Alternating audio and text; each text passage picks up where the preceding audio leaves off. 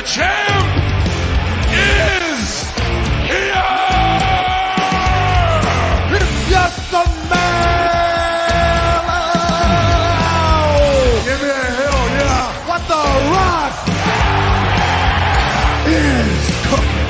To be the man, you have to be the man! Big bubble pump! And you hooked up! Fallen! Holla! In the air! Woo, woo, woo! Cup of coffee in the big time.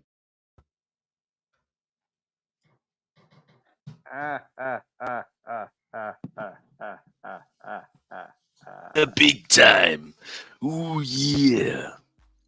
Day Love number what? Day number 1,000 fucking whatever fucking that we still haven't gotten sued or hit with a cease and desist. So Yeah. we're still flying high. You can't sue over fucking voices. Dave, I can't see you. I don't got my bifocals on. You're looking tiny. You look good. Pat, did you say he was 5'4"? No, I think he was. He actually went to go visit Marky. And that's where he's at right now. He's at Marky's house. But it's great to be back. Yeah. With another episode of Working the Marks. I am your host, Patty Nuyorican, legendary wise ass and lovable jerk. And I am joined today by Macho Rodriguez, the Pitbull, not to be confused with Pitbull, the Pitbull. Yeah. Not to be confused with Gary Wolf or the other Pitbull, but just the Pitbull. Got it. And Yeah. we also have Dee Rotten. He's hanging out in Candyland. That's why he's looking so small right now. Let me speak on this. Can the viewers see you, or is this just an optical illusion? This is the producer section right here. The producer section. Oh, All right. nice. There we go. I like it. All right. And I'm feeling in the Halloween spirit, as you can tell right here. Yeah, I could tell. Got the Halloween shirt on. Yes. You said you hated much, which is a cult classic. I never knew that. Classic. We should put that in the chat. We should put that we should put that on the Instagram page. Is that a somebody cult should classic? chime in. Yeah, I think our guy Timothy Brown will chime in.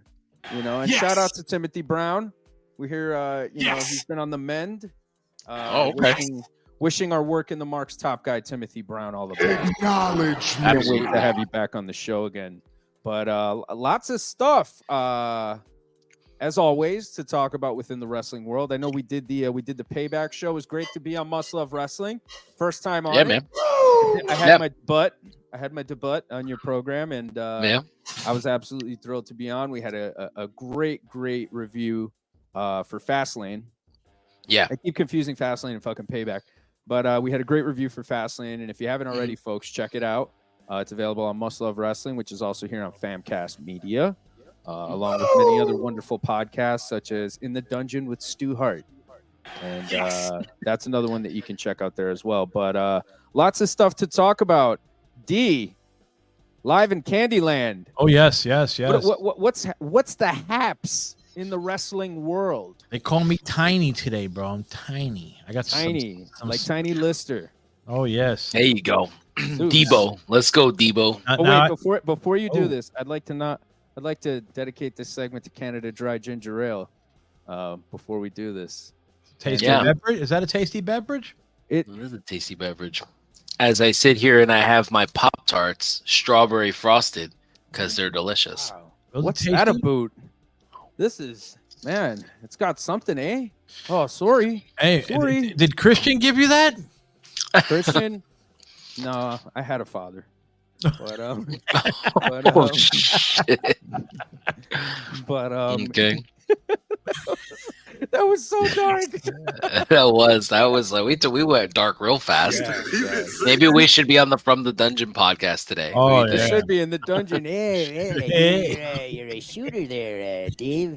You got some real shooters here. Give me a real stretch, eh? We got shooters on that show. We got shooters. But D, live from Candyland. What do we got? Yes, sir. Yes, sir. Well, we got this one straight from Macho Rodriguez himself, the man right up there. Said he heard a little bit of something, but he's saying, should Dave Meltzer be banned from wrestling circles? Wow. Yeah. Yeah, so Booker T went on his podcast, and he actually said a couple of things today, some pertaining to CM Punk and some pertaining to Dave Meltzer, and he's calling for the banment, the total banishment of Dave Meltzer from the wrestling business altogether. I mean, what do you think? I mean, look, Giving him the back. I mean, who am I to say somebody should be blackballed or not? You know what I'm saying? What I think should happen, like 100%, is that he should report accurate news. He shouldn't be throwing a slant in there because he's buddies with people that run another company. And he should just be honest about what he does and what his star rating is. Some people might say that he's being honest already, right? Most of those people subscribe to the Wrestling Observer newsletter. And, you know, he does have his base that love what he does, love what he says, and feels that his star rating system is very accurate. Stars. I, for one, do not. I believe in the empanada system on our show. I think it's a lot more honest. Yes. Yeah, agreed. and I think there's more of a criteria with what we like as opposed to what he likes. You know, he doesn't really detail it very well. And a lot of that stuff is, you know, kind of just his personal favorites. But, I mean, look, dude. Is he the first liar in the fucking wrestling business? No. Might be the fifth. Is he going to be the last one? No. You know what I'm saying? So what is getting rid of this guy going to do? He appeals to a certain portion of the wrestling audience. Well, hold on. People Patrick. like him. Patrick, does he want to get rid of him from wrestling? Thank Period. you for using my full name, by the way. But yes, do they want him? Jesus. Do they want him out of wrestling, period, or just out of certain like topics of wrestling? I would assume that banishment means like never seen again. Yeah. You know, if I mean, I don't have a dictionary handy, but you know, An urban dictionary, Patty? off the top of the dome, you know, like just like the way we're raw dogging this show, just calling it on the fly. Yes. No, I don't think he should be banned. I mean, look, man, he has a base, but again, Booker's got his reason for feeling the way he does. Maybe there's heat there, maybe there isn't. I don't know, but the guy's a fucking liar, and I think he could definitely do with being a little bit more honest. That's all. Yeah. That's all. Yeah. You know what I'm saying? I agree. I as much as I agree with Eric Bischoff and what he's done to wrestling as a whole, kind of made it more toxic, and he's definitely added to the divide of AEW and WWE. I kind of feel like he is a real journalist, right? He went to school for this shit, right? He didn't just pick up a pen and paper and decide he was going to start writing about professional wrestling. Well, he doesn't do you know only what, wrestling. you know what, Macho? Moreover than that, this guy's a wrestling historian, and at one point was a valuable resource for the boys and the girls who would try to go get booked in different territories, different countries. So we have to give the man his due.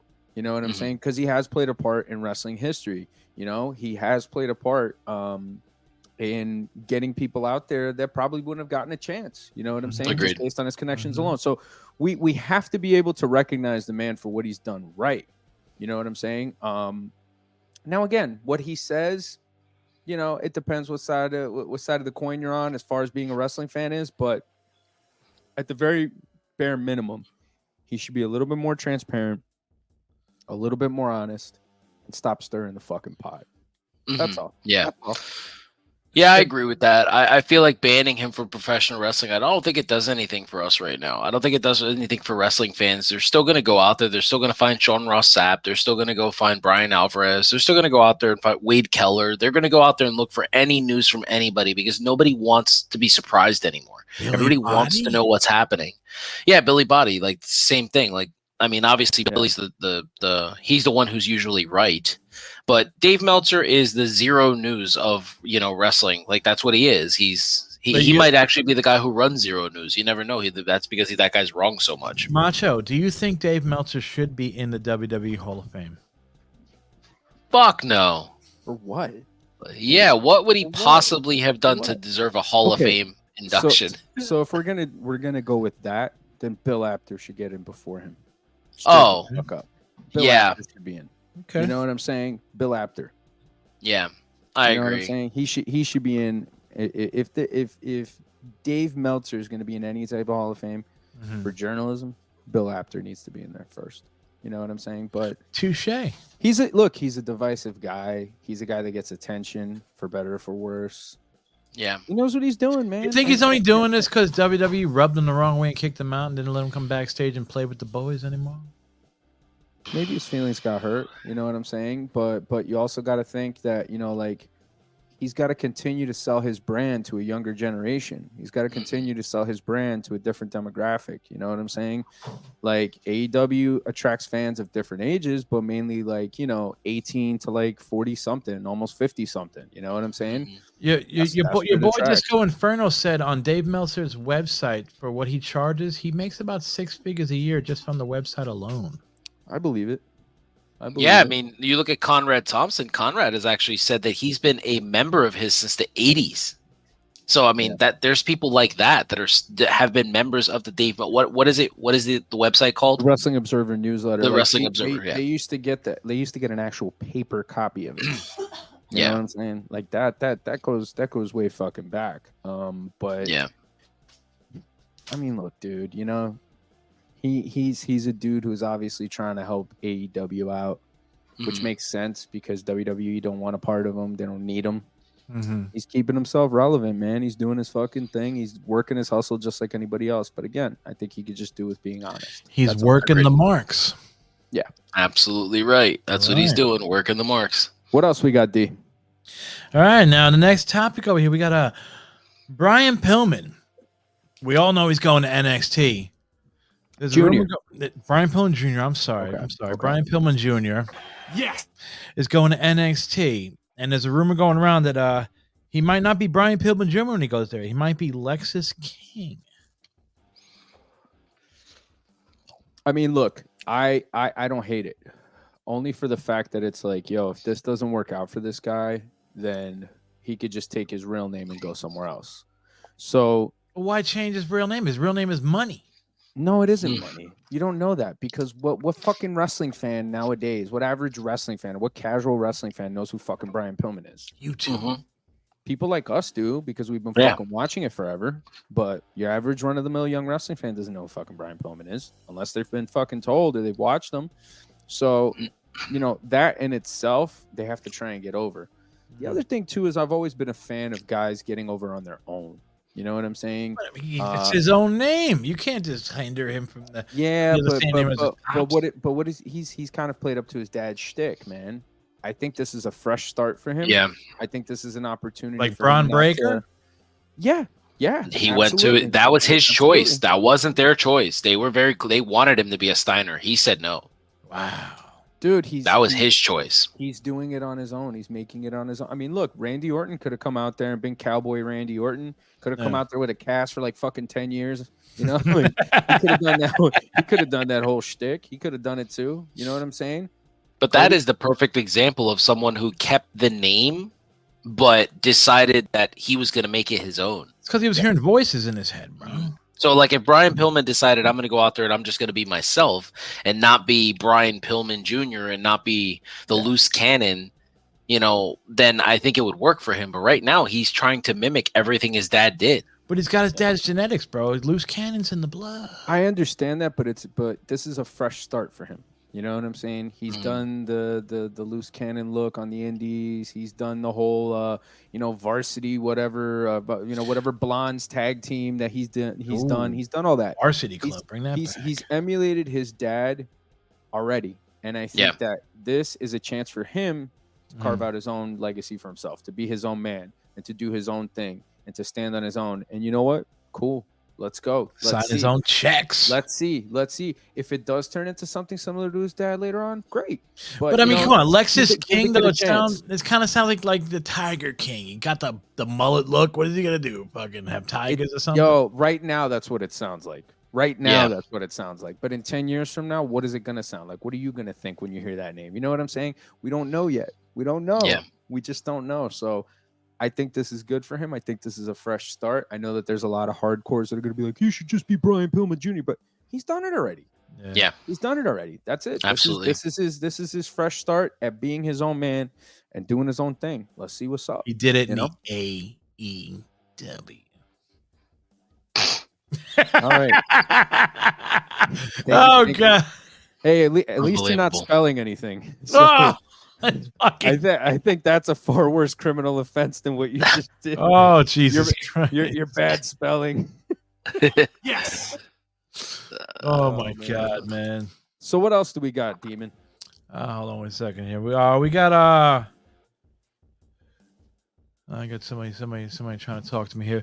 But we got some of the boys in the back. Some of the boys in the back of WWE have been, you know how loose lips sink ships, but you can't sink Endeavor, bro. That's a fucking Titanic, bro, of all ships. Knock on wood. But there's some boys in the back saying that Triple H has full control over creative. Vince McMahon has nothing. He's not allowed to say nothing. He's all for the creative thing. I mean, I think that's pretty obvious. We're watching it. We're seeing his wrestlers be out there. We know who were Vince's people. We know who are Triple H's people. You could see Karrion Kross continues to get a shot on television. That wasn't one of Vince's guys. You can kind of see Seth Rollins is Triple H's guy. I hear in your voice you don't like some Karrion Kross there. Oh, no, I love Karrion Kross. I wish he was rocking that instead of whatever stupid gimmick he's doing right now. But that's just me. Oh, you want a Boricua Kross?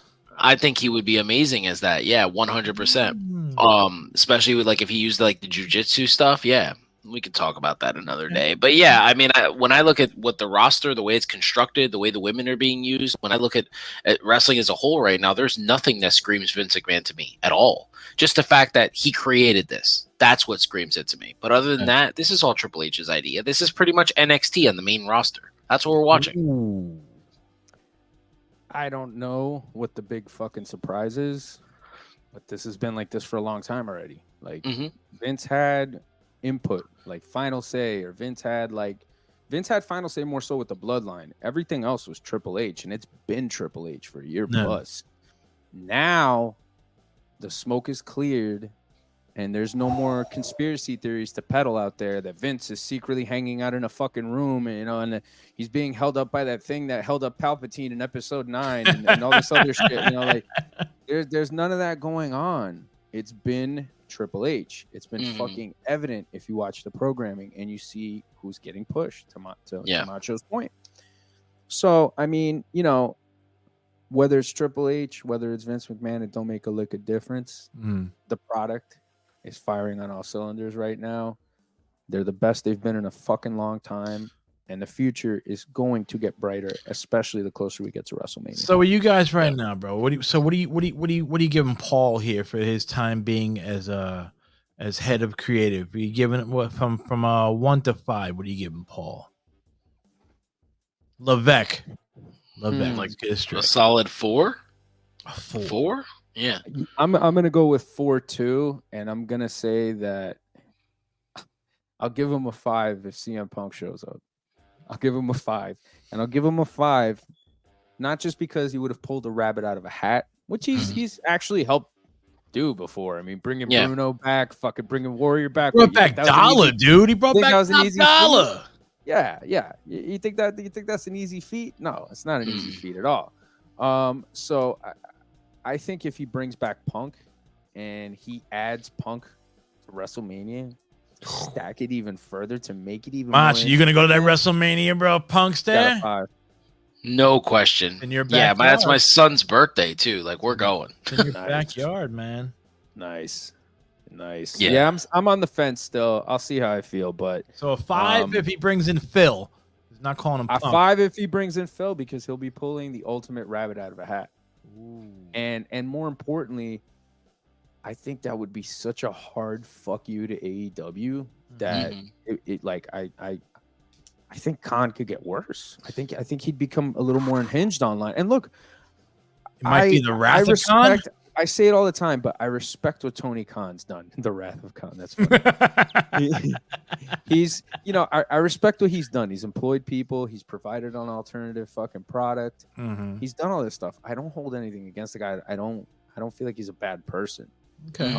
I just think he's made some poor decisions, and I think that in the back room, with a straw. Well, I don't know about all that, but hypothetically, some people say that he is the snowman. But that's just a rumor. But I just think at the end of the day, the guy has done the best that he could to try and do something different. And unfortunately, I just don't think that he was ready to be in that position. And unfortunately, some of his behavior online is fucking indicative of that fact. You know, you look at it, man, you see the way he acts.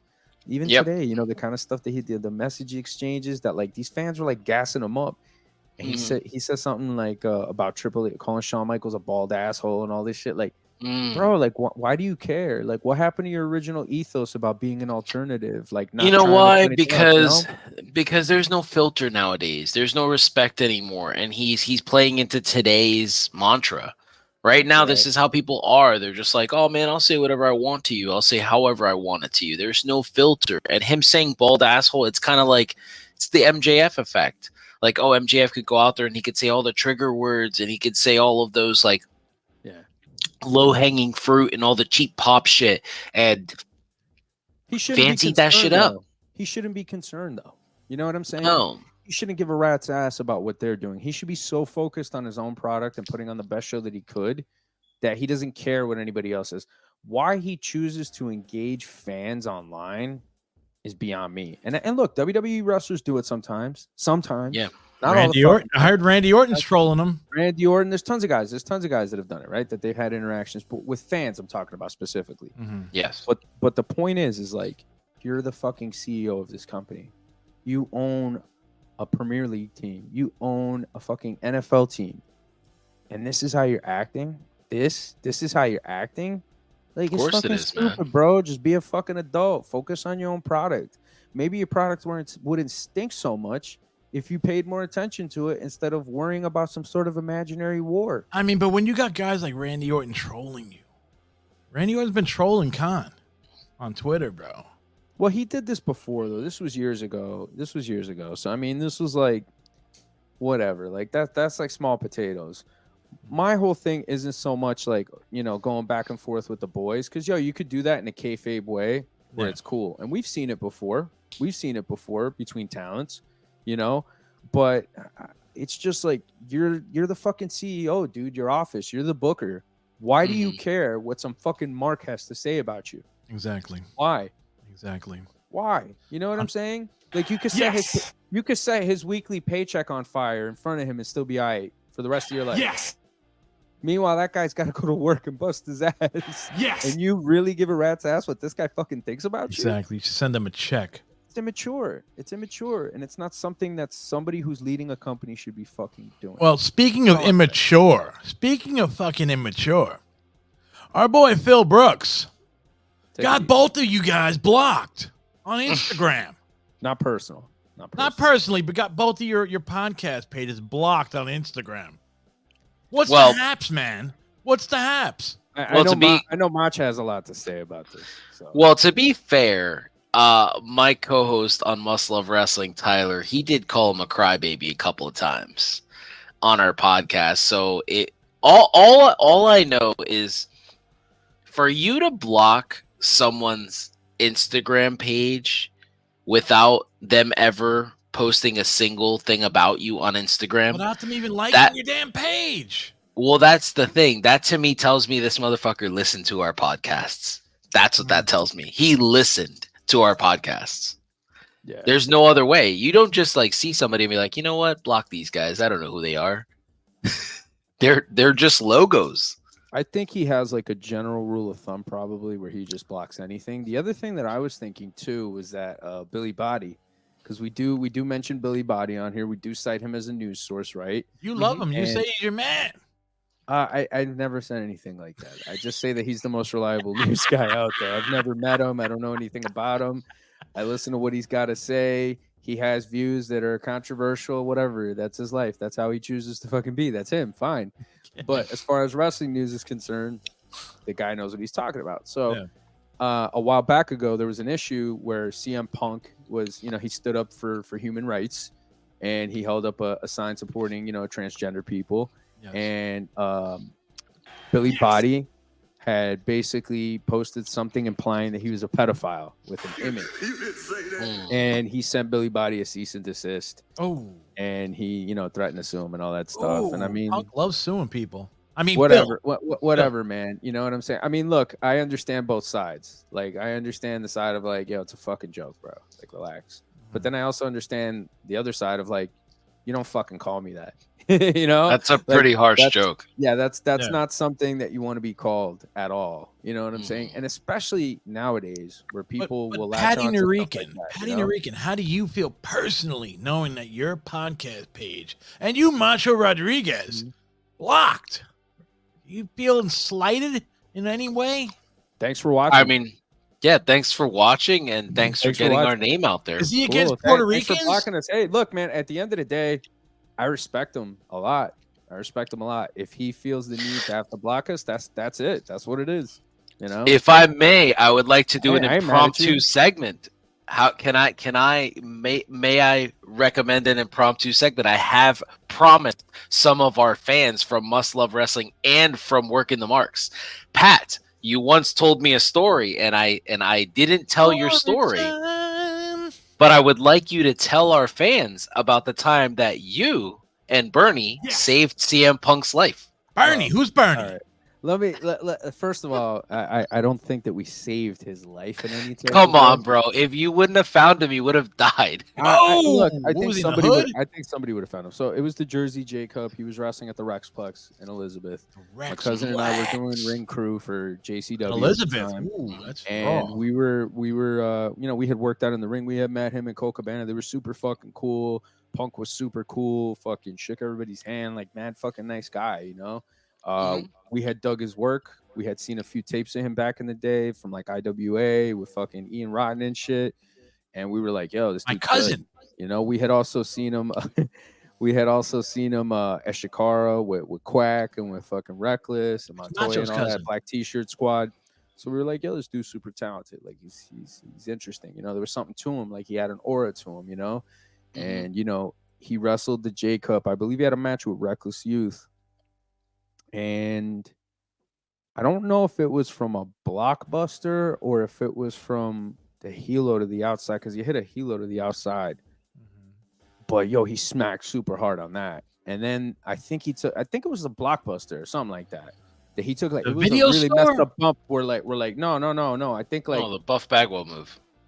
Reckless Youth bumped on Punk's head. That's what it was. He took a bump on his head.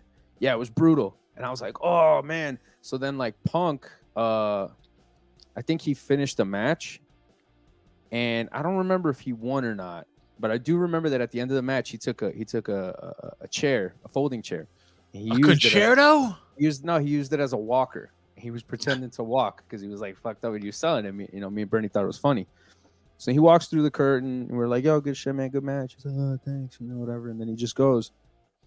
But he seemed like, I don't know, he seemed like weird, you know? So he goes back up. I remember he came back downstairs and, you know, I think he had a towel around him. He was still in his gear. And the Rexplex, I don't know if you guys ever been there before, if, you know, any of our listeners have been there before, but it was like a soccer field, like an ice rink. I went to a concert there once. It was like, yeah, it was like a bunch of shit. And then it was like, there was also video games and like, it was an event center. It had a lot of shit going on. But there was this dock, and the show itself had taken place inside one of the hockey rinks, right? So I remember he had walked to this dock that was like right behind where we were, and I see him walking, and he's kind of like standing there, and he leans up against the wall, and then he just slides down and falls on his ass. Ooh. And I'm like, yo, what's going on there? And me and my cousin had seen it, and when we went over by him, he was like throwing up. He's throwing up this clear fluid, like it looked like, you know? And I was like, what the fuck, yo? Like at the time, I didn't fucking know what was going on. But I was just like, yo, get his boy, get Cabana, get Ricky. Yeah. Because he was still friends with Colt Cabana at the time. Yeah. And he got the promoter and he got Colt. And they came and they were like, all right, we got him. We'll take him from here. And I just stayed there with him. But I just remember seeing him sitting there. And he was like all fucked up, man. Like he was like passed out, like basically. But he was like sitting there like having like a seizure, you know? Kind of, but like I don't know what was going on, man. You know, I was fucking young. I was like fucking like 17 or 18 years old. I don't know what the fuck was going on. I just knew this guy was like he needed help. That was it. Like I was just like, yo, he needs help. So you know, I went and I just, you know, we got the promoter and that was it. And then he went and they took him and they put him on the fucking gurney. And I was like, damn, yo, this fucking dude, like, that's crazy, you know? We didn't know what had happened, but we found out later that, you know, he fractured his skull. So, like, you know, it's fucking crazy. He might have been having seizures, but, you know, I might have had a concussion. I don't know shit. I ain't no fucking neurologist, and I'm not going to pretend to be one. You know what I'm saying?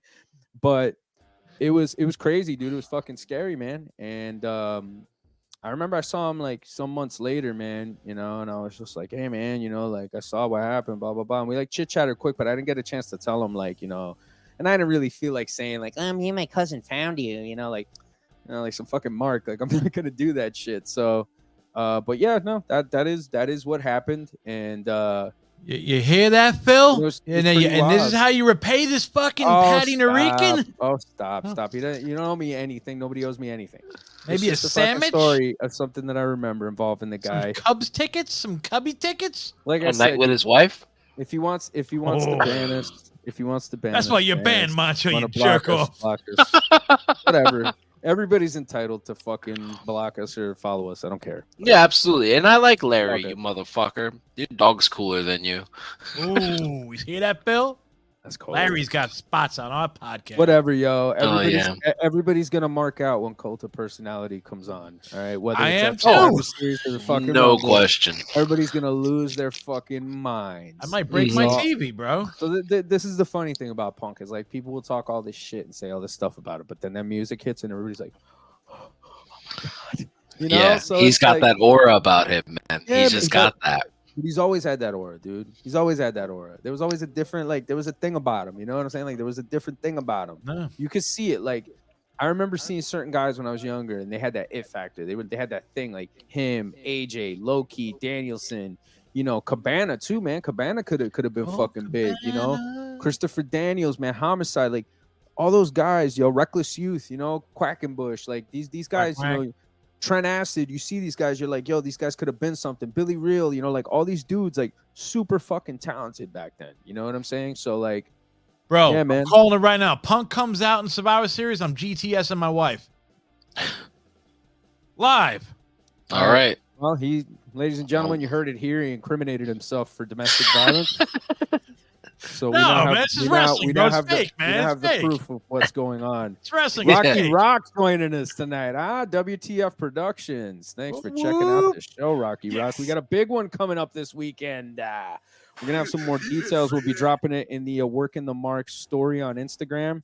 I would try and read it, but I'll probably fucking botch it because I usually do with these show things. But you know, I don't have the silky tones you do, Macho. Oh, you're a little bit better. You know, I could see you calling Monday Night Raw already with the headset and everything. You know. Oh, let's do it. I'll do it. I'd love it.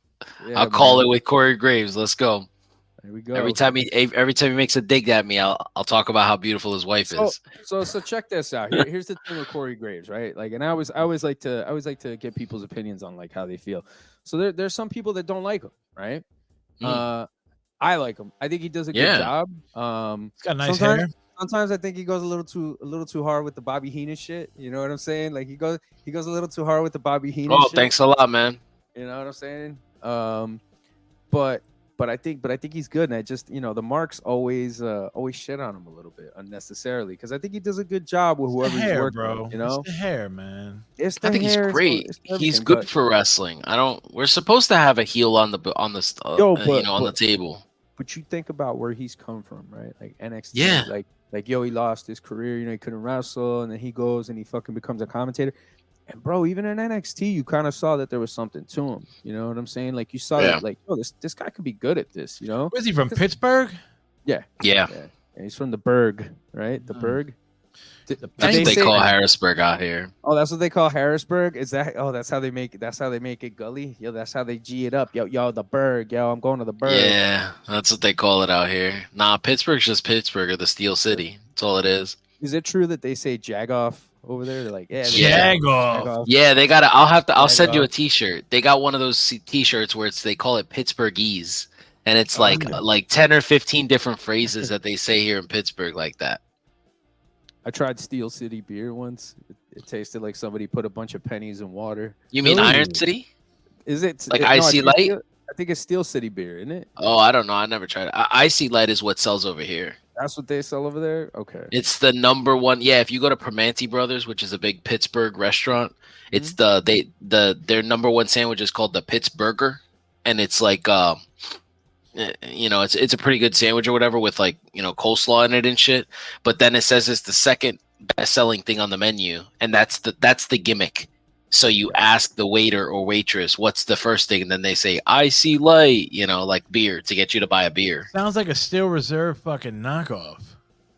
Steel The Reserve. fuck is Steel Reserve? Whoa. That was brutal. Nah, but he was living in PA by that time, So Yeah. he had left Hudson County. He didn't understand what we was drinking over here. Oh, You know what I'm saying? Nah, when I left, people were still mixing Hypnotic with Hennessy, baby. Ooh. Ooh, that Listen, and the MD 2020, the MD Oh, 2020. bro, I love that MD 2020. I love that, That's bro. the best. Buying Georgie's vodka and putting it in your code red. Ooh, man. Oh my god. Ugh. Oh man, I just got indigestion thinking about that. I That's don't know about that's that. yeah, like that super cheap vodka with the fucking Yeah. kind of juice. I used to I did that with Everclear one time with Tampico. I bought Tampico, and I put some fucking Everclear in that. Yeah, I Nah, never we're good. learned. It was always just bad. No, thank you. Yeah.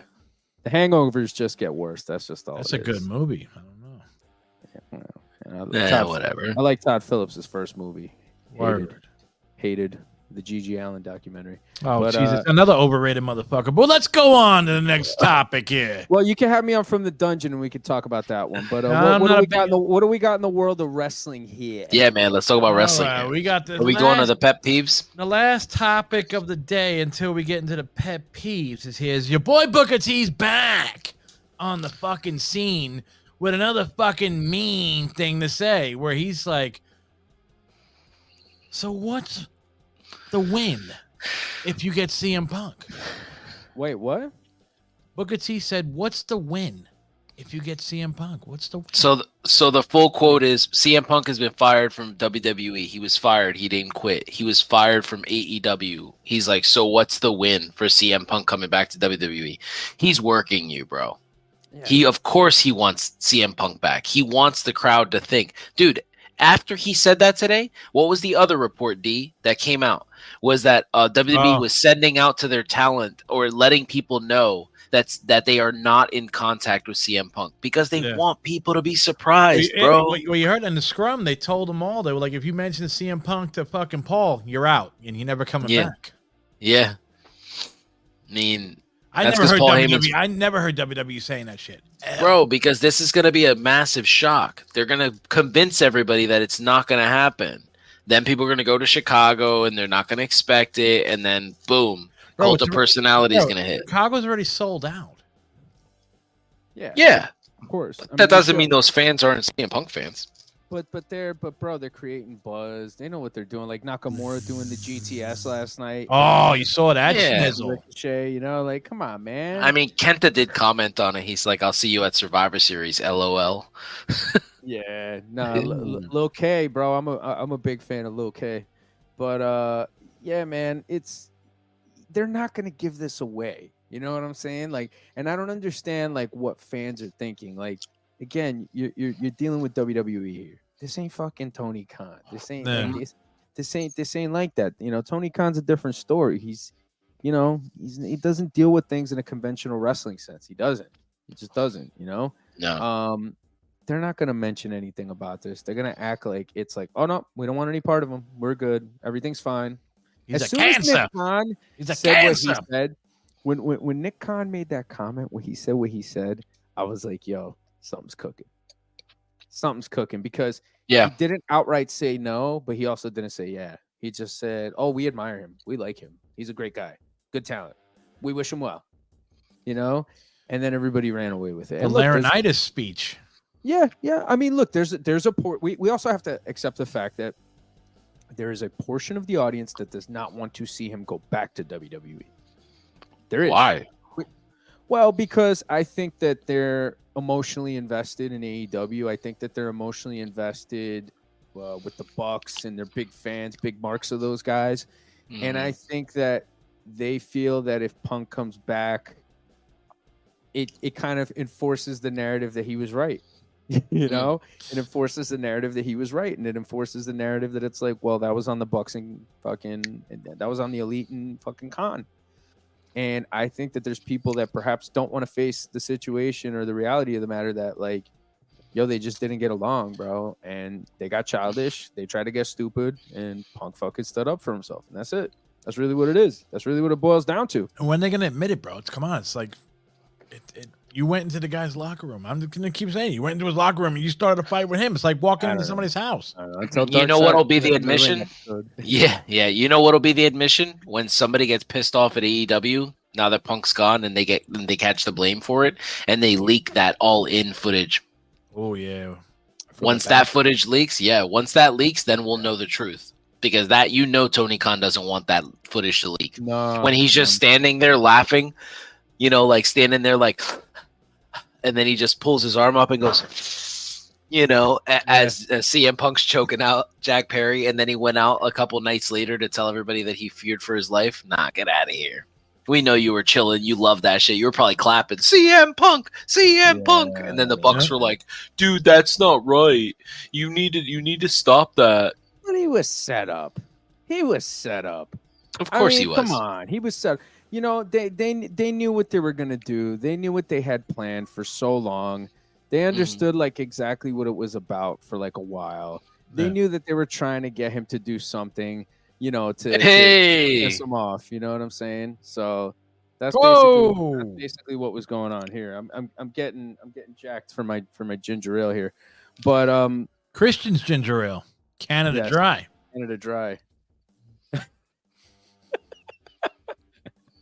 So yeah, man. You know, he was just set up, dude. He was set up, and I think that they created this type of situation to push him over the line. No. And if it wasn't Jack Perry, it was gonna be being mad about the flight. It was gonna be being mad about something, and they knew eventually that it was gonna be too much for him, you know. And that's what happened. Out there, man. And he tore the house down, though. Him and Samoa Joe tore the house down. They gave us shades of Summer Punk. It was amazing. So, but I mean, you know, like it's interesting because I remember going into that show, I was thinking to myself, why isn't that the main event? Because you have two established stars. You know, you have two established stars. Why is that not the main event? It's kind of like when they stole the show. It's kind of like when what was that? When Edge did Edge beat Humberto the first match of a WrestleMania? Yes, opening match. Like yeah, he beat Alberto Del Rio. Yeah, Humberto Del Rio. Mm-hmm.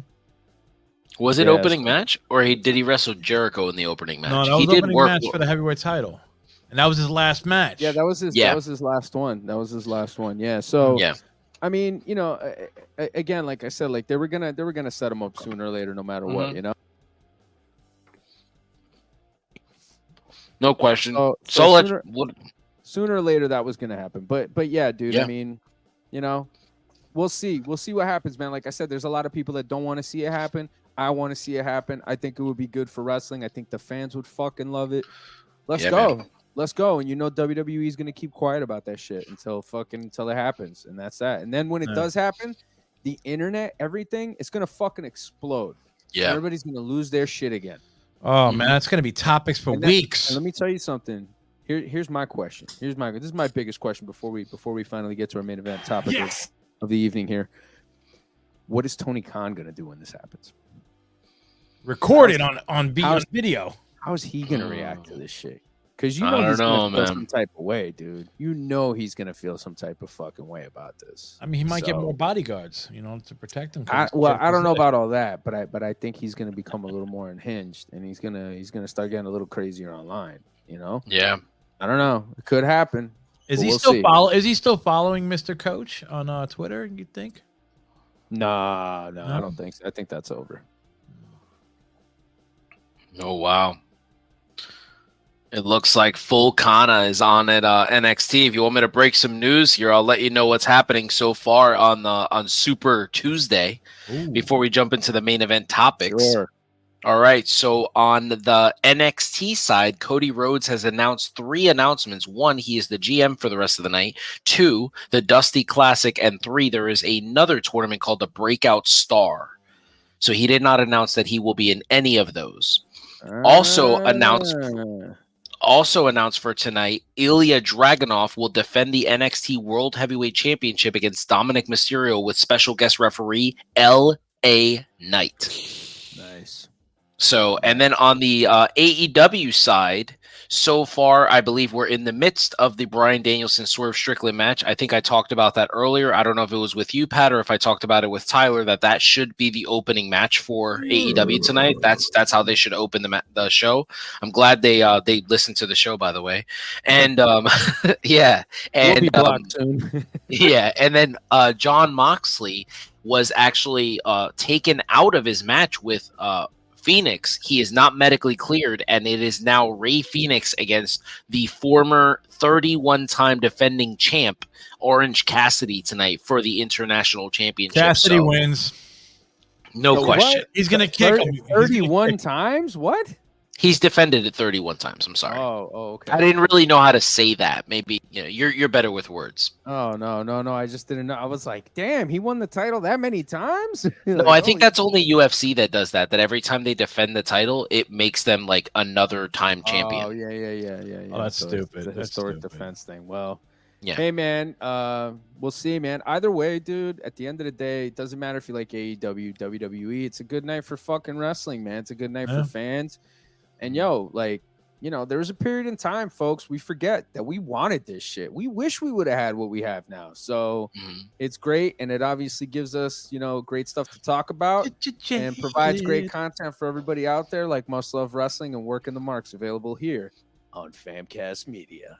100%. You like that All shit, right. yo? You like that? I like that. That was fucking dope, man. I Put like that shit over like Flair in the 80s. You know what I'm saying? Yeah, man. You're making Dee's life easier. There you go. So what do we got? We got the main event now, right? Main event now. Yeah, The man. main event. Let's do it, baby. All right. Go. Yeah! Yeah! Uh-oh. Acknowledge me. There you go, Patty. Okay. So, folks, as wrestling fans, like we all have been, if you're obviously watching this show, you've been watching it for a long time. There's things you love. There's things you're super passionate about. There's things you can't stand. And then there's pet peeves for some fans. And in tonight's main event here on Working the Marks, we are going to dissect our biggest pro wrestling pet peeves. Mach, by all means, share your number one or one of your pro wrestling pet peeves. All right. So my number one pet peeve, or I guess this is no particular order, but one of my pet peeves in professional wrestling is the inability to accept long-term booking by fans. Everybody needs everything microwaved right now. Nobody wants to wait to see what happens. Nobody likes the idea of, like, I'll give you not to shout out Tyler. I don't mean to like bash him on the show, but we've been pretty harsh to Uribe a couple times. So let's just give Tyler a little shot. But like Tyler's biggest complaint he just said to me the other day was that, he was angry that Seth Rollins didn't lose the title to Nakamura. And the first words out of his mouth were, we already have a long-term champion. Why do we need another one? Like, nobody's ever going to lose their title anymore. And I'm thinking, like, wow, bro, like, it's not about you. Like, I don't mean this about Tyler. Like, I love the guy. I just mean, like, in general, that's how wrestling fans think. Like, so people didn't want Shinsuke Nakamura to win the title so he could be, like, the first Japanese world champion. They wanted him to win the world title so Seth could drop it. Like, that's so frustrating to me. Like, where did wrestling fans go, man? What the fuck are they doing?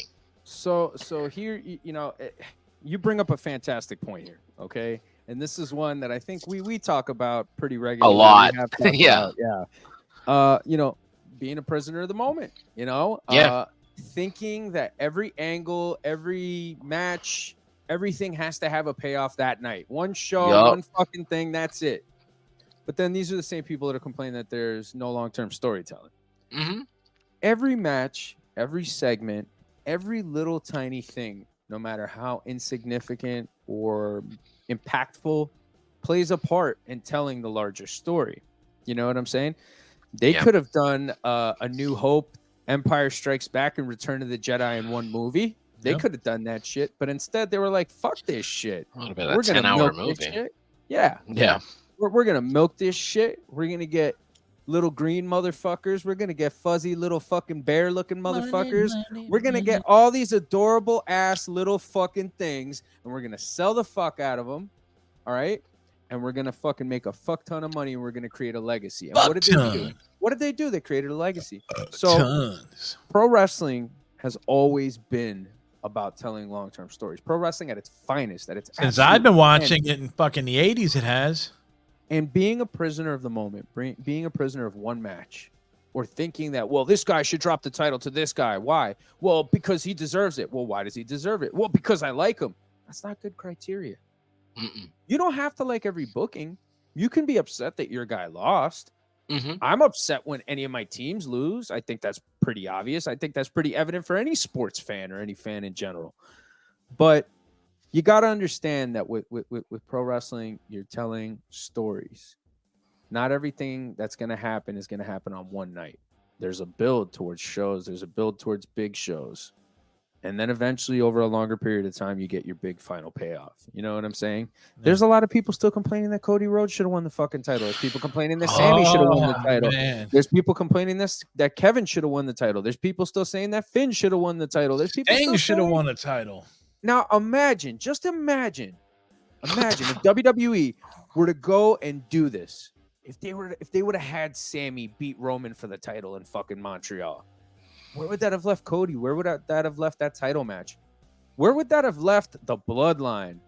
What would that have done to what we're to where we're at right now? Like what would have gone on in that subsequent time until now that would have been better than what actually fucking happened? Hijacking shit. And I think that really the biggest reason why this exists among wrestling fans is the emotional element of it. The thinking that this is some sort of prestigious shoot fighting organization, that these guys are duking it out and they're going to win this title for the honor of the fans and all this stuff. Yeah, brother, they're trying to make money. They're trying to make money, and they're telling great stories, and they want to be memorable. And Sami Zayn summed it up the best, man. Sami Zayn, very, very fucking intelligent guy, man. He summed it up the best. He said, in an era of content, it's important to be memorable. And that's absolutely true. Because, there's content everywhere for everything. You can go anywhere right now, find content. You could scroll for days. You could doom scroll till your fucking eyes hurt. You're going to find content for whatever it is you want to find content for. But the memorable stuff, that's what sticks around. And that's what counts. And I think that fans getting caught up in one booking and losing their fucking minds, you're only stressing yourself out. Enjoy the ride. That's what it's there for. Okay, so this one is a little bit of a ridiculous one. Maybe. It depends, how you look at it. But one of my biggest pet peeves is the term double main event. I agree. Like the WrestleMania with Hulk Hogan and Psycho Sid? I know it's marketing. That wasn't supposed to be the main event. I understand that it's marketing, folks. I get that. I understand that. You're trying to put asses in seats. So you want to make things seem way more important than what they are, right? But it's not really technically a double main event, because a double main event will require 2 rings, having 2 matches going on at the same time simultaneously. That'd be dope. Okay? That is, in fact, a double main event. They need to do that. So the term double main event really, really burns my biscuits, if I'm being 100% honest. No, I agree with you. I think it's a whack. Like, I think the last time that it worked was Fully Loaded, where we had the triple main event. That's what they called it. It was Undertaker, Kurt Angle, Rock, Benoit, Jericho, Triple H. But what match went on last? Rock and Benoit. That was the main event. That was the main event. That was the main event. There's no such thing as a double main event. I hate when I hear it's a double main event. No, it isn't. No, it isn't. Look, it's possible, and I'll give credit to the first promoter that'll do it. That'll be unless dope. Somebody already has, and I don't know. Gotta ask Jim Cornette. That'll be my fucking lifeline to ask him about wrestling history. But I mean, the term double main event is just marketing. There's no such thing as a double main event. It's a pre-main event. in a main event. There's only one main event. So, Absolutely. Last match, main event. No question. Mach, what's another one? Fickle fans. Oh yeah. Oh my God. Let's talk about Seth Rollins. Yeah, let's talk about Seth Rollins since we're on the topic and we talk about it now. Seth, baby. All right. Yeah, let's talk about Seth. That's actually great. That's a great one. All right. So we spent in like what, Pat? Like almost 2 years of people bitching on the internet that Seth Rollins wasn't being used correctly. He loses every single pay-per-view. Seth Rollins should be the guy that should be World Heavyweight Champion. They create the title. They start from scratch. So it's not the old, like the one that Triple H and Sting and, Flair had. It's a brand new World Heavyweight title. He's the champ. Not to cut you off there real quick, but just a quick pause. But while people were complaining that he should have had a title, he was putting on fucking phenomenal matches. Yeah. I mean, we could say that for the better part of 2022, Seth Rollins was the best wrestler of the fucking year, dude. God. He was unbelievable. So that's why I had no problem with the PWI 500 for as marquee as that can get. The dude deserves his flowers, man. He's been putting in a shift. So, but no question. as you were saying. But okay, so now we're in a spot where it was reported earlier this week that he hasn't lost a match since January 2nd. Okay, and now people that's like Roman Reigns level. Like that's crazy, right? But that's awesome. Like I don't want to see my guy lose. But he's you know what I mean? Over. He's super exactly. Over too. That's my point. And now all of a sudden everybody's like, "Oh, he's got to drop the title. Like drop the title to this guy. Oh, he's got to drop the title to Finn Balor. Oh, they're screwing Finn Balor." Listen, I'm sorry that your whack ass demon Dolph Ziggler wannabe isn't good enough to beat Seth Rollins, but he's not. All right, Seth Rollins is the guy. Listen, yeah, I mean, let Finn Balor he made his money in Japan. Right now, he's just coasting.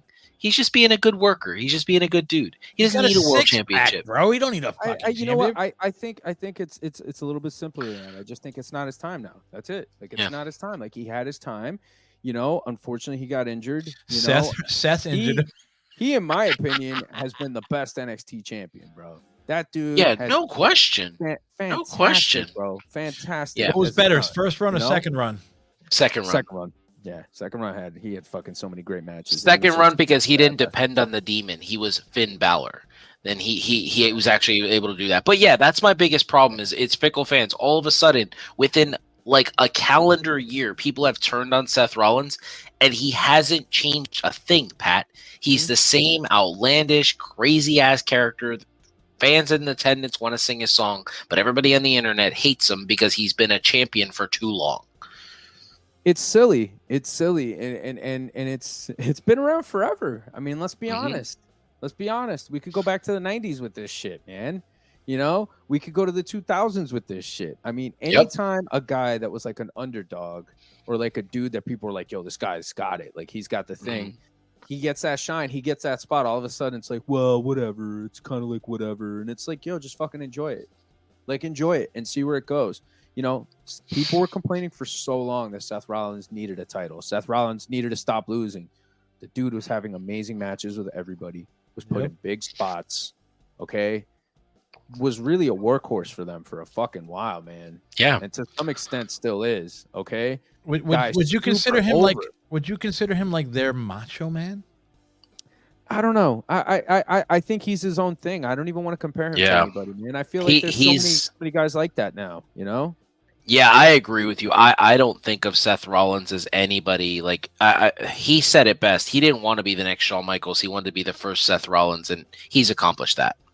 Yeah, man. Yeah, man. He's memorable, and for me, the biggest thing with him, I wasn't always a fan, but I was always like, man, this guy's so fucking good in the ring. Like if he just had like a thing, like a character, like just something that like that intangible thing, like the way his wife has the man. Danielson had Punk had the fucking pipe bomb promo and just his aura. You know what I'm saying? Like he needs that thing. He's got the backstabber. Roman's the tribal chief and all that. Like he's the head. That's of the Carlitos. Table. All that shit. No, he stabbed him and he stabbed fucking Roman Reigns in the back.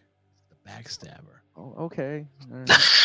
Yeah, you with backs, man. You're one more back away from mentioning Raquel. Yeah, we got to get him a lap pull down, you know. Yeah. He could just do it. But yeah, bro. I mean, I just think that like people got a little too fickle with Rollins, and the guy has been great. His popularity hasn't dwindled. People aren't booing him. Nobody's fucking quiet when he comes out. They're all fucking singing the song. They're all into him. They're all into what he's wearing. Like this, I feel like he's just become so much more well-rounded once he found that character. Like once he started with Drip King shit and started doing his thing, I was like, yo, he found it. He found that fucking thing that he needed. And it took him somewhere else, you know? So he's like John Morrison to the next level. Nah, man. Even then, you know, he's his own thing. He's oozing machismo. You know what I'm saying? He's his own thing. And I just think he's doing such a great job. And I think that fans should appreciate it. Fans should enjoy it, right? Because inevitably he is going to lose the title. I mean, that's going to happen, right? Yeah. Probably a crown jewel. Maybe not. Maybe not, though. Maybe not. I mean, maybe not, but I haven't seen anybody that's actually stuck out to me as somebody that could actually beat him. This makes sense. And I'll be honest, I don't want Priest to cash in just yet because I feel like the way they're teasing it, it looks like there's a probability that it's gonna fail. And I just feel like, you know, Priest deserves it. Now, let me ask you something here, Patty Norican and Macho Rodriguez, the two Puerto Ricans that should be fucking the #1 fucking tag team in the universe. Okay. Now, just sometimes I don't even know what the fuck I'm saying, dude. But it's amazing. No, it's good. It works off great. But now, if Punk beats Rollins, right? Do you think that fucking Priest would look stronger beating Punk for the title or beating Rollins for the title? I don't know. I don't know. Yeah. I don't know. I mean, Punk would be a bigger one because he's a name. But like, I just think it's like it all depends what they want to do, man. You know what I'm saying? I would have him hold on to it. I'd have him hold on to it, and I would tease the fuck out of it for so long. Until like people just like are like, whatever, and then that's when you bust it out again and you have them win, and then people be like, oh my god, because people always get up for the cash-ins, always, always get up for the cash-ins. So but I'm with you, man. I think the fickle nature of fandom really ruins a lot of things. I think far too often fans imagine something to be completely different than what it is when it happens, and anything that happens, even if it's something that's good, they can't really recognize it because it's not the way they wanted it. So they're always just going to have a complaint. You know what I'm saying? Like, I just don't understand how people look at what WWE's done in the last 2 to 3 years and say that it's been bad. You know, it's been just a majority bad. Like, it hasn't. I mean, look, have there been misses here and there? Sure, there's misses everywhere. There's misses from the Attitude Era. There's just some things that just are not going to get over. No matter how much you try, no matter how much you want it to work, it's just not going to happen. No. But for the most part, everything that they've done has just been fucking great, man. And Seth Rollins being champion was something that was coming. And we'll see. We'll see where it goes. But I mean, in the meantime, bro, enjoy the matches, man, because the guy's a fucking top talent. He's doing unbelievable. People just need to relax. Just relax. I also want to say that I'm predicting when Damian Priest is going to cash in his Money in the Bank. By the way, when do you think that is? The next Puerto Rico show. It's within a year. It's within a year. The way that they feel about Puerto Rico, since they want to go back every year, I would not be surprised if that's where he cashes in. Either that or Carlito wins a title there. You know, what title? What title? Hold up. Oh my God, he's made a fucking heart race. All right. Can we just also take a moment to put over Carlito, man? Because God, fucking brawling. Yo, my God, looks amazing. Yo, dude, he's gonna get a push, man. He's gonna get a push because he's a dude that you know you look at and you're like, man, like this guy, like he really could have been something big, you know. He's cool. He still can be, you know, and he's got a spot. So let's see what happens. So my number one pet peeve, my last pet peeve for the evening is. Or what about Macho? Hold on, Macho. I think it kind of piggybacks off of all the other ones that we've talked about thus far. And I think it's one that kind of boils your blood. Sure as heck boils my blood. But nothing really gets under my skin like a Mark saying, "This is bad booking." Mm-hmm. Bad booking. That's not good booking. That's not the way you do it. That's not this. That's not that. No, it is. Because number one, you're super fucking emotional. And number two, you know shit about a book a show. You have no experience in the wrestling business. You don't know what you're talking about. You know what I'm saying? I'm sure that this is one that resonates with you, Mach. I will allow you to have the opening statement, and I would like to put a nice ribbon on that one. Yeah. So when people say there's bad booking, I always ask myself, what do you mean? So I'm going to use the current tag team champion in both companies. Right now, it is being a shitstorm on the internet wrestling community that AEW and WWE don't care about tag team wrestling anymore. And this is just such bad booking. And I'm thinking to myself, like, the tag titles being on Cody Rhodes and Jay is the best thing for business right now. They're the two hottest stars on Monday Night Raw. Yeah. How is that bad booking? And then Ricky Starks and Big Bill, it's not about Big Bill. It's about Ricky. It's about getting Ricky over. Right. Say that name again. What's his name? Big Bill. Oh I feel like they haven't been able to find a good name for this guy. Like Big Cass was like the peak of him having a good name, and even then you're like, Big Cass. Why is he gotta be? Why is everything gotta be big with him? I don't know. I mean, he is tall. He's fucking 7 feet tall, and apparently you can't teach that. So you can't.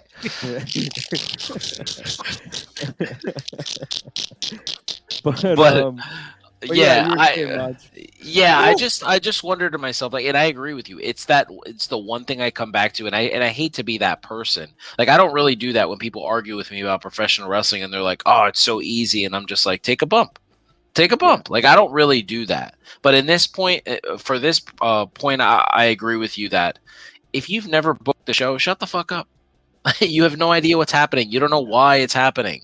You can't call it bad booking just because you don't like it. There's probably millions of people across the world that love it, that are super happy. There's going to be little kids dressed up as Cody Rhodes and Jey Uso, and they're going to be walking around with those Target little tag titles. So that's not bad booking if children are dressing up as these people. No, not at all. Not at all. And you know, the thing that gets me is it's like they don't know how to book tag teams. They don't care about tag team wrestling. What main evented one of the nights of WrestleMania? Tag team wrestling. Match, right? What main evented Monday Night Raw last night? Tag team. Two of the biggest stars, if not the two biggest baby faces in the business and in the company are in it. Okay. That's not good business. That's not caring about tag team wrestling. Why? Because the team that you like lost? No, man. Yeah, that's Viking Raiders. Like, that's just what it is. That's just what it is. But everybody's time comes, man. That's the thing. And the cream always rises to the top in the business. And the best people always end up exactly where they need to be. And that's a fact. That's a fact, man. But to say that something's bad booking, you could say, yo, I don't like it. I don't like it. I didn't like that. You know what I'm saying? But to say that it's bad booking, what do you know about booking? How do you know how to book a show? Do I walk into a fucking operating room when somebody's doing heart surgery and go, hey, listen, pal, you know, you're kind of using that scalpel wrong. Let me show you how it's done. No. Why? Because I saw it on the Discovery Channel, or I watched the YouTube video on how to do it. You know what I'm saying? Like, come on, man. That's ridiculous. That's ridiculous, bro. Do I show up in an airport and just be like, hey, listen, man, American Airlines pilot, I'm gonna fly it. Don't worry about it, bro. I got this. I've seen Fast and the Furious, like all of them. They're all about family. Yeah, I'll watch Catch Me If You Can. I could do it. Yeah. You know, two mice fell in a bucket of cream. The first mouse, he died. He drowned. Yeah. I know why you're coming. I see it. Where's your dog? But the second mouse, he churned that cream into butter. Yeah. You're talking to my guy all wrong. Yeah. Oh man. But yeah, man. Love the walking. But yeah, dude, you know, it's just so fucking lame because it's like, you know, if you don't like the show and you don't like what they're doing, don't watch it. You feel me? Yeah. Don't watch it. It's not that difficult. It's not that difficult. If you don't like something, don't watch it. Nobody's forcing anybody to watch anything. Okay. Exactly. I'll be honest. For the most part, I don't really like AEW. I don't watch all of their stuff. I watch certain matches with certain talents that I like there because they do have a lot of talent that I like there. You know? I appreciate what they're doing for wrestling. I think it's cool, but it's not for me. You know what I'm saying? I'll tune in. I'll watch the fucking matches that I like, and that's it. You know what I'm saying? But I'm not saying it. Well, yeah, I do say it's bad booking, but it is bad booking, you know, because it's an inexperienced guy. It's a different thing. You know, I don't look at Impact and say that's bad booking because Impact's doing something else. I don't even look at NWA and say that, you know, but that's the one company that from a business perspective, you know, whatever, but you understand, yeah, they're trying to book for hardcores. They're trying to book for marks. So I get that, you know, but I just think it's incredibly arrogant. And I think to me, more than anything else, it's insulting to people like Bruce Pritchard, to people like Triple H, to people like Shawn Michaels, to people that actually are part of a creative team, you know, Michael P.S. Hayes, people like that, man, people who've paid dues, people who've sacrificed for the business, people who've been injured for this business, you know what I'm saying? People who fucking love it, live it, breathe it, and will die it probably, you know what I'm saying? That's how much they're so invested. So when I see fans that are like, that's not good booking, this guy doesn't know what he's talking about, he's an idiot. Like, man, shut up, bro. He's forgotten more about wrestling than you'll ever know. You know, zip the lip, jabroni. There you go. Straight up. But look, man, this is gonna happen, and this is just gonna be a part of wrestling. Whether it's now, 20 years from now, whatever, people will always think whatever they're gonna think, and they're always gonna think that they know more than the people that are there. And I hate to break the news to you, you don't. Exactly. 100%. So, folks, we appreciate you being with us here tonight. Is this on Facebook? Yes, sir. This is on Facebook, YouTube, Twitter, and Twitch. No Twitter though. I went to change the handle on Twitter and I got bopped off. So yeah, Twitter. Oh, you got blocked too? No, I didn't get blocked. Fernando has like some Punk, kind of we'd like. love to have you on whenever you want. Fernando has some kind of super duper fucking. What, Elon Musk? You want to have him on here? Let's bring him on here. That'd be cool. Bring him on, folks. That sounds like a bad cologne. What is that? Elon Musk? Ooh. Isn't the guy who runs Twitter? X, see if he can get us verified. X gonna give it to you. Oh yeah. But no, folks, we appreciate you being with us tonight. Always. And wherever you're watching us, whether it's on Facebook, you know, YouTube, whatever, the various other shit that they just mentioned and named. But we appreciate you tuning in. Thankfully, nobody commented or said anything stupid or misspelled anything. And this was just another good episode, chatting it up here, folks. Feel free to write us. Sharing is caring. Subscribe. Tell a friend. Tell your mother. Tell your mother's best friend. Let them know. Working the marks. Must love wrestling. Styling and profiling. Doing our fucking thing here every week for you people, man. And providing you some interesting wrestling conversations. So, yeah, man. You know, spread the love. Mach, anything you want to plug before we part company this evening? Yeah, man, if you guys want to continue the conversation with me over on Must Love Wrestling, you can, or you can follow me on TikTok. It's BORICUA.LOU, and you can follow me on there. I post daily content about anywhere from 5 to 10 videos a day. Sometimes I share them on the YouTubes because the producer makes me. Yeah. And, you know, but yeah, anytime you guys want to talk, you can come on there and talk to me. It's easy for me to interact with you. It's become my #1 app to use in terms of professional wrestling. And yeah, oh look, we got another run-in. Oh, baby Skeletor. Nice. Yeah. Nice. Well, folks, give Mach a follow. Check out all of his great stuff. He's churning out lots and lots and lots of great content. Like butter. Mi gente. Mi gente. Mi gente. Dee, did you put it together? You put together the Mi gente reel? Oh yeah, it's a Mi gente collection. Wow. Yeah. It's up there. Unbelievable, man. But he has too many Mi gentes, bro. It's like he's got like over 100-something Mi gentes, man. Yeah, bro, that's my catch line, Holy bro. crap. Let me get that shit tattooed on my neck here, like that movie, No Regrets. No regrets, mi gente. You should get a mi No gente regrets. face tattoo right underneath your eye, like, you know. Yeah, mi gente. Yeah, there you go. That'll look great in like 30 years. That'll look awesome. Yeah, in 30 yeah. years, A fucking you know. 79-year-old man just rocking this, you know. You're like, what's that say? I fucking mean it, what says? I think the biggest, really the biggest victory in all of this is that we got a guy as white as Dave to say mi gente. Yeah, Part, you know, that's awesome. I love it. Dave's lily white. Dave is almost translucent. That's how white. And he I'm is. 4'5". Nah, yo, this motherfucker called his wife a cabrón before we turned on the shows. Oh man, he's like, hold on a minute. He called his wife a cabrón. He's like, yo, it's in every language. That is amazing. That is amazing. Well, D is multilingual. He's a cunning linguist, some might say. But D, oh shit. We thank you for all your great work here. D, you want to plug anything from Candyland over there in that little window you're at? It's plugging the butts of every fucking wrestling fan out there every fucking Tuesday or Wednesday. Go out and check out everything from Working the Marks. Check out Famcast Media. Check out Pigs Radio. Check out Fernando Podcast. Check out fucking Must Love Wrestling. Check out A Fool. Check out all the shows on Famcast, bro. Show some fucking love. Yeah, man. Yeah, boy. Well, folks, we appreciate you tuning in. We look forward to coming back with more great wrestling content next week. And again, check out all the shows here on Famcast Media. We'll be bringing you more content as the year comes to an end. He is Demon Rotten. He is Macho Rodriguez. And I am Patty New Yorican, legendary wise ass and lovable jerk. And every week here on Famcast Media, we are working the marks. See you next week, Marks. Bye-bye.